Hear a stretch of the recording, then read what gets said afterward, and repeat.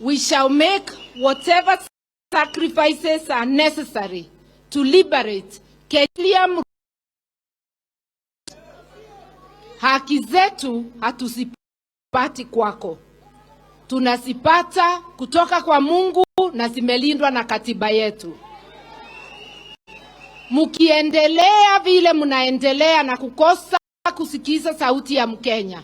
Mmesikia kinara wetu akisema ile ushukani tumepatia our representatives itarudi kwa mwananchi, na sisi wenyewe ndio tutawafurusha nje. Kwa hivyo musichoke.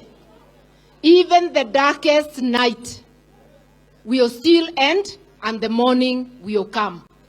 Tusichoke wakati tuko karibu kukamata waya. Nikimalizia, mukisikia tunaitisha sava, ujue bila kujua ukweli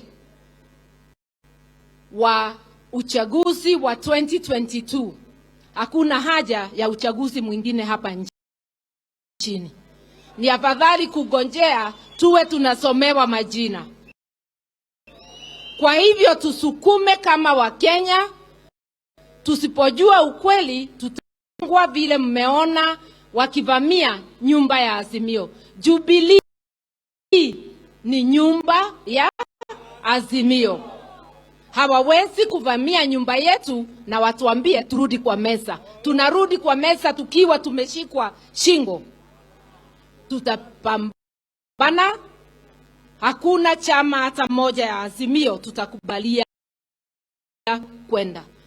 Na huyo registrar dada Nderitu, uelewe unafanyia Wakenya kazi na ni sisi tunakulipa, sio Ruto anakulipa. Na ndio tunakuambia wewe ni mfanyikazi wa Ruto, omba kazi State House, wacha ofisi ya Registrar of Political Parties.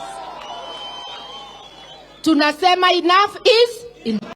Na hiyo ni onyo ya kila mfanyikazi wa